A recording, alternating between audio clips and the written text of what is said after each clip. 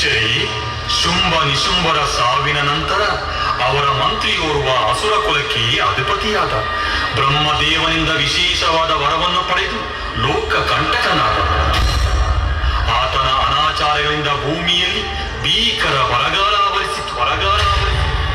ಇದರಿಂದ ಕಂಗಾಲಾದ ಜಾಬಾಲಿ ಮಹರ್ಷಿಗಳು ಪರಿಹಾರಕ್ಕಾಗಿ ದೇವಲೋಕಕ್ಕೆ ತೆರಳಿದರು.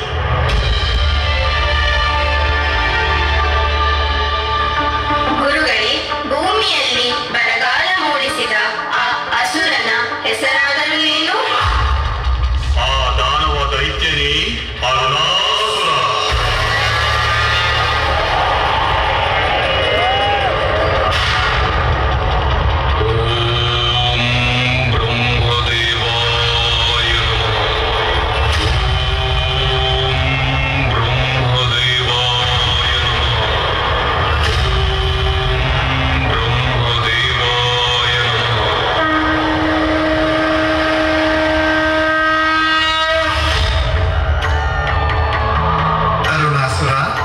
ನಿನ್ನ ಭಕ್ತಿಯ ಪರಾಕಾಷ್ಠೆಗೆ ನಾನು ಪ್ರಸನ್ನನಾದೆ. ನಿನಗೇನು ಬರಬೇಕು ಕೇಳು. ಸೃಷ್ಟಿಕರ್ತ ಬ್ರಹ್ಮದೇವ, ನಿಮ್ಮ ದಿವ್ಯ ದರ್ಶನದಿಂದ ನನ್ನ ಜನ್ಮ ಸಾರ್ಥಕವಾಯಿತು. ಕಮಲಜ, ನನಗೆ ಮರಣವೇ ಬಾರದಂತೆ ವರವನ್ನು ಕರುಣಿಸು ತಂದೆ, ಕರುಣಿಸು. ಅರುಣಾಸುರ, ನನ್ನ ಸೃಷ್ಟಿಯಲ್ಲಿ ಜನಿಸಿದ ಪ್ರತಿಯೊಂದು ಜೀವಿಗಳಿಗೂ ಅಂತ್ಯವಿದೆ. ಅದು ವಿಧಿಲಿಖಿತ. ಆದ್ದರಿಂದ ಅಮರತ್ವದ ವರವನ್ನು ಬಿಟ್ಟು ಬೇರೇನಾದರೂ ಕೇಳು. ಹಾಗಾದರೆ ಬ್ರಹ್ಮದೇವ, ನನಗೆ ದೇವದಾನವರಿಂದಲೂ ಯಕ್ಷ ಗಂಧರ್ವರಿಂದಲೂ ತ್ರಿಮೂರ್ತಿಗಳಿಂದಲೂ ಅಷ್ಟೇ ಏಕೆ, ನನಗೆ ಯಾವುದೇ ದ್ವಿಪಾದ ಚತುರ್ಪಾದ ಜೀವಿಗಳಿಂದಲೂ ಮರಣವೇ ಬಾರದಂತೆ ವರವನ್ನು ದಯಪಾಲಿಸಿ ತಂದೆ, ದಯಪಾಲಿಸಿ. ಹಾಗೆಯೇ ಆಗಲಿ ಅರುಣಾಸುರ. ಜೊತೆಗೆ ಸಹಸ್ರ ವರ್ಷಗಳ ನಿನ್ನ ತಪಸ್ಸಿಗೆ ಮೆಚ್ಚಿ ನಿನಗೆ ಗಾಯತ್ರಿ ಮಂತ್ರವನ್ನು ದಯಪಾಲಿಸುತ್ತೇನೆ. ಈ ಮಂತ್ರ ನಿನ್ನ ಬಳಿ ಇರುವವರೆಗೂ ಯಾರಿಂದಲೂ ನಿನ್ನನ್ನು ವಧಿಸಲಾಗದು. ತಥಾಸ್ತು. ಧನ್ಯೋಸ್ಮಿ ಬ್ರಹ್ಮದೇವ, ಧನ್ಯೋಸ್ಮಿ.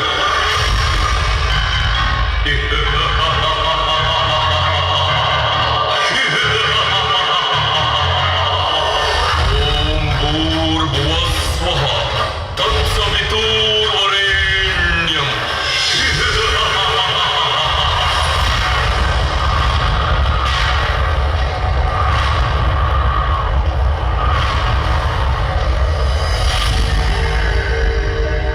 ದೇವೇಂದ್ರನಿಗೆ ನನ್ನ ಪ್ರಣಾಮಗಳು.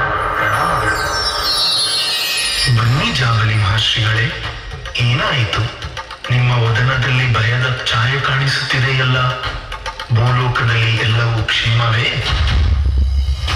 ದೇವೇಂದ್ರ, ದುಷ್ಟಶಕ್ತಿಗಳ ಅಟ್ಟಹಾಸದಿಂದ ಭೂಮಿಯಲ್ಲಿ ಭೀಕರ ಬರಗಾಲ ಆವರಿಸಿದೆ.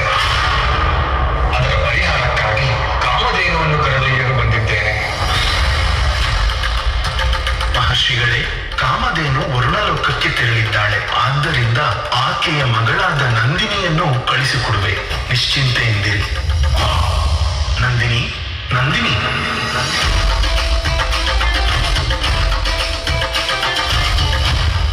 ನಂದಿನಿ, ನೀನೀಗಲೇ ಜಾಬಲಿ ಮಹರ್ಷಿಗಳೊಂದಿಗೆ ಭೂಲೋಕಕ್ಕೆ ತೆರಳಿ ಬರಗಾಲವನ್ನು ನೀಗಿಸಲು ಪೂಜ್ಯರಿಗೆ ನರವಾಗು. ಏನು? ಭೂಲೋಕವೇ? ದುಷ್ಟ ಜನರೇ ತುಂಬಿರುವ ಆ ಭೂಲೋಕಕ್ಕೆ ಯಾವ ಕಾರಣಕ್ಕೂ ನಾನು ಹೋಗಲಾರೆ. ಏ ನಂದಿನಿ, ಲೋಕ ಕಲ್ಯಾಣಕ್ಕಾಗಿ ನಿನ್ನನ್ನು ಧರೆಗೆ ಕರೆದರೆ ನನ್ನ ಕೋರಿಕೆಯನ್ನೇ ತಿರಸ್ಕರಿಸುವೆಯಾ? ನಿನ್ನ ದುರಹಂಕಾರಕ್ಕೆ ಇದೋ ನನ್ನ ಶಾಪ. ಯಾವ ಧರೆಗೆ ಬರಲು ನೀನು ನಿರಾಕರಿಸಿದೆಯೋ ಅಲ್ಲಿ ನೀನು ನದಿಯಾಗಿ ಹರಿಯುವಂತಾಗಲಿ. ಪೂಜ್ಯರೇ, ನನ್ನಿಂದ ಮಹಾ ಪ್ರಮಾದವಾಯಿತು. ನನ್ನನ್ನು ಮನ್ನಿಸಿ ನನಗೆ ಶಾಪ ವಿಮೋಚನೆಯ ಮಾರ್ಗ ಸೂಚಿಸಿ. ಕೊಟ್ಟ ಶಾಪವನ್ನು ಹಿಂಪಡೆಯಲಾಗದು. ಶಾಪ ವಿಮೋಚನೆಗಾಗಿ ಆದಿಶಕ್ತಿಯನ್ನು ಪ್ರಾರ್ಥಿಸು. ದೇವಿಯೇ ಇದಕ್ಕೆ ಪರಿಹಾರ ಸೂಚಿಸುವಳು. ಚಂದ್ರ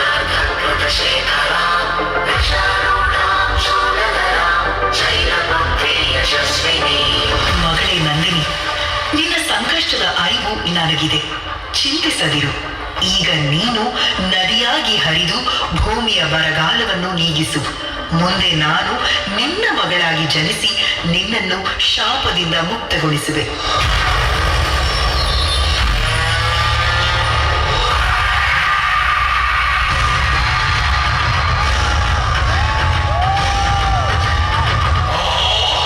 ಏನು ನಾನು ಸೃಷ್ಟಿಸಿದ್ದ ಬರಗಾಲವನ್ನು ಆ ಕಪಟಿಗಳಾದ ದೇವತೆಗಳು ನೀಗಿಸಿದರೆ ದಾನವೇಶ್ವರ, ಭೂಮಿಯ ಬರಗಾಲವನ್ನು ನೀಗಿಸಲು ಆ ದೇವತೆಗಳಿಗೆ ಸಹಾಯ ಮಾಡಿದ್ದು ಆ ಆದಿಶಕ್ತಿಯಂತೆ ಆಕೆ ಮಹಾನ್ ಶಕ್ತಿಶಾಲಿಯಂತೆ ಪ್ರಭು.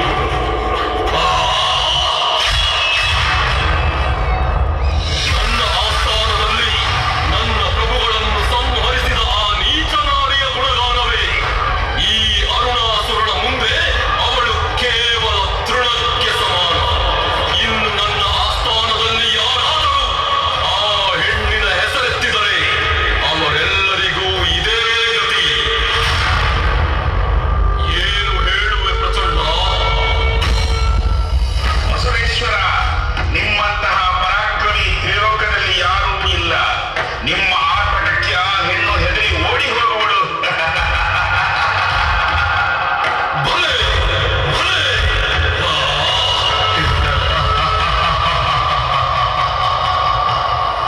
ಗುರುದೇವ, ಶುಕ್ರಾಚಾರ್ಯರೇ, ಅರುಣಾಸುರ, ನಿನ್ನ ಕೋಪಾಗ್ನಿಗೆ ಆಹುತಿಯಾಗಬೇಕಾದವರು ಆ ದೇವತೆಗಳು, ದಾನವರಲ್ಲ. ಸುರರ ನಾಶದಿಂದಲೇ ಗತಿಸಿದ ಅಸುರರ ಆತ್ಮಕ್ಕೆ ಶಾಂತಿ. ಈ ಮಹತ್ ಕಾರ್ಯ ನಿನ್ನಿಂದಾಗಬೇಕು. ಈಗಲೇ ಸುರಲೋಕಕ್ಕೆ ಹೆಜ್ಜೆ ಇಡು. ಇಂದ್ರಾದಿ ದೇವತೆಗಳನ್ನು ಬಂಧಿಸಿ ಅಸುರ ಲೋಕಕ್ಕೆ ಎಳೆದು ತಾ. ಹಾಗೆಯೇ ಆಗಲಿ ಗುರುದೇವ. ಪ್ರಚಂಡ, ನಡೆ ನಡೆ. ಇಂದ್ರಾದಿ ದೇವತೆಗಳ ದರ್ಪವನ್ನು ಅಡಗಿಸಿ ಅವರ ಅಂತ್ಯ ಕಾಣಿಸೋಣ.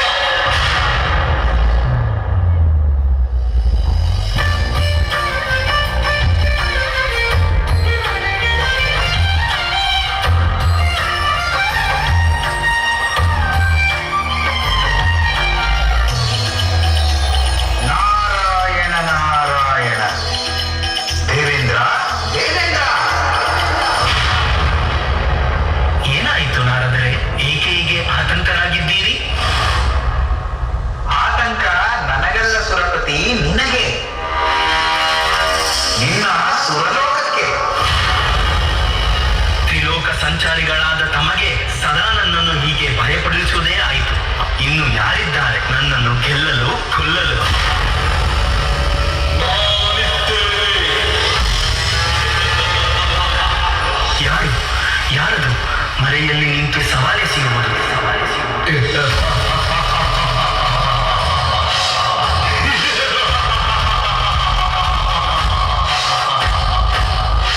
ಓಂ ಭೂರ್ಭುವಸ್ವಃ ತತ್ಸವಿತುರ್ವರೆಣ್ಯಂ.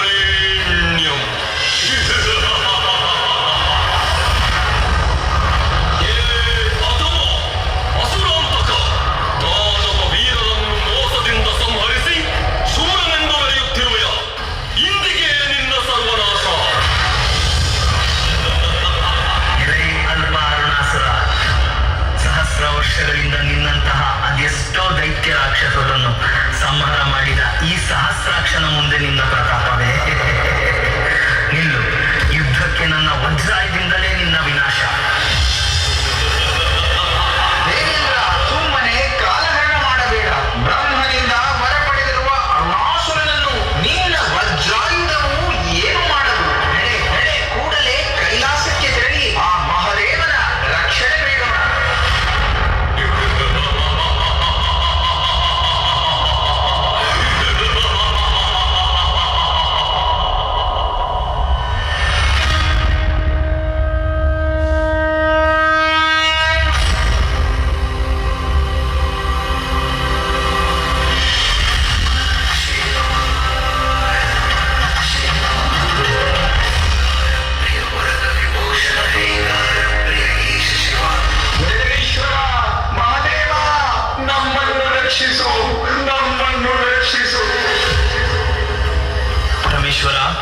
ದುಷ್ಟ ಅರುಣಾಸುರನ ಆರ್ಭಟ ಸಹಿಸಲಾಗುತ್ತಿಲ್ಲ.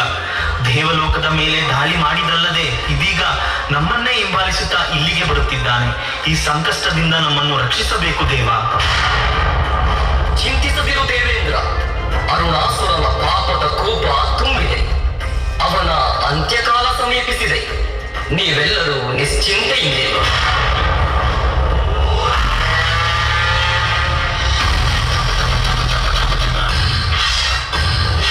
ಓಂ ಭೂರ್ಭುವಸ್ವಃ ತತ್ಸವಿತುರ್ವರೆಣ್ಯಂ.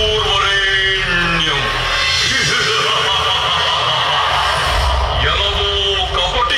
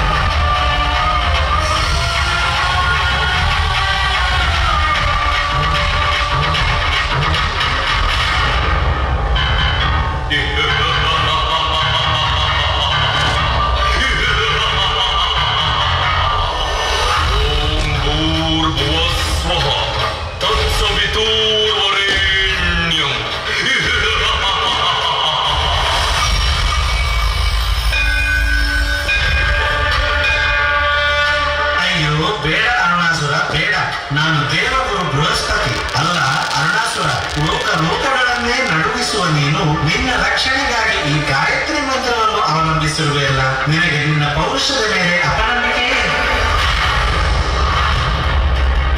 ಏನಂತೆ? ನನ್ನ ಪೌರುಷದ ಮೇಲೆ ನನಗೆ ಅಪನಂಬಿಕೆಯೇ? ತ್ರಿಲೋಕ ಭಯಂಕರನಾದ ನನಗೆ ಯಾವ ಮಂತ್ರದ ಅಭಯವೂ ಬೇಕಿಲ್ಲ. ಈಗಲೇ ಗಾಯತ್ರಿ ಮಂತ್ರವನ್ನು ತ್ಯಜಿಸುತ್ತೇನೆ. ಎಲೈ ಆದಿಶಕ್ತಿಯೇ, ಗಾಯತ್ರಿ ಮಂತ್ರದಿಂದ ವಿಮುಖನಾದ ಮಾತ್ರಕ್ಕೆ ನನ್ನನ್ನು ಬಲಹೀನನೆಂದುಕೊಂಡೆಯ?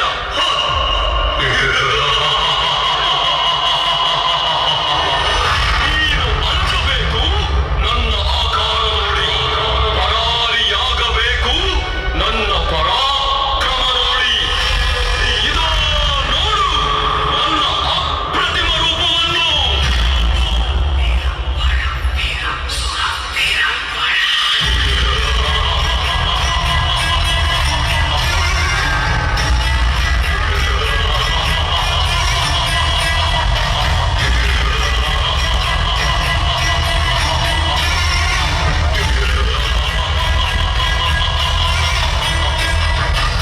ಎಲವೋ ದುಷ್ಟ ದಾನವ, ನಿನ್ನಂತೆ ಅಬ್ಬರಿಸಿ ಬೊಬ್ಬಿರಿದ ಅದೆಷ್ಟೋ ದೈತ್ಯ ದಾನವರನ್ನು ಮಟ್ಟ ಹಾಕಿದ ಈ ಮಹೇಶ್ವರಿಯ ಮುಂದೆ ನಿನ್ನ ಪ್ರತಾಪವೇ? ನನ್ನ ಶಕ್ತಿಯ ಅರಿವಿಲ್ಲದೆ ಆರ್ಭಟಿಸುತ್ತಿರುವೆಯ? ಮಹಿಷಾಸುರನ ಅಟ್ಟಹಾಸವನ್ನು ಅಡಗಿಸಿದ ಮಹಿಷ ಮರ್ದಿನಿಯೂ ನಾನೇ. ದುರ್ಗಮಾಸುರನ ದುರಹಂಕಾರವನ್ನು ಧಮಿಸಿದವಳು ನಾನೇ. ಇದೀಗ ಅಲ್ಪ ಬರವ ಅಹಂಕಾರದಿಂದ ಅಮರನೆಂದು ಬೀಗುತ್ತಿರುವ ನಿನ್ನ ಭ್ರಮೆಯನ್ನು ಭಗ್ನಗೊಳಿಸುವ ಭ್ರಮರಾಂಬಿಕೆಯೂ ನಾನೇ. ಇದು ನೋಡು ನಿನ್ನ ಮೃತ್ಯು ರೂಪ. ರಮಣ, ರಮಣಿ, ಭ್ರಮರಾಂಬಿಕೆ.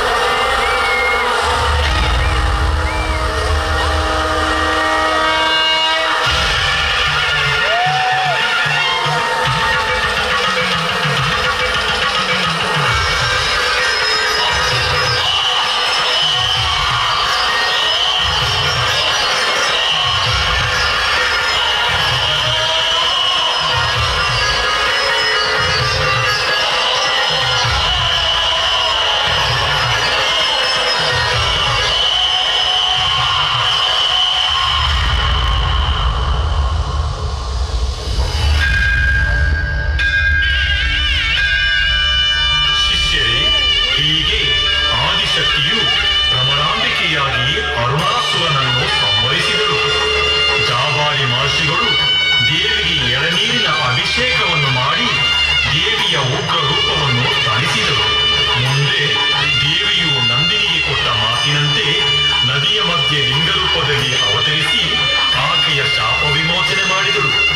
ಈ ಸ್ಥಳವು ಕಟೀಲು ಶ್ರೀ ದುರ್ಗಾ ಪರಮೇಶ್ವರಿ ಕ್ಷೇತ್ರವಾಗಿ ಪ್ರಸಿದ್ಧಿ ಪಡೆಯಿತು.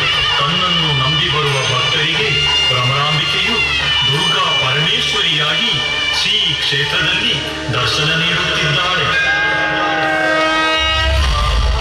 ದೇವಿ ಕಟೀಲೇಶ್ವರಿ ಸಿಂಗಾರುಡು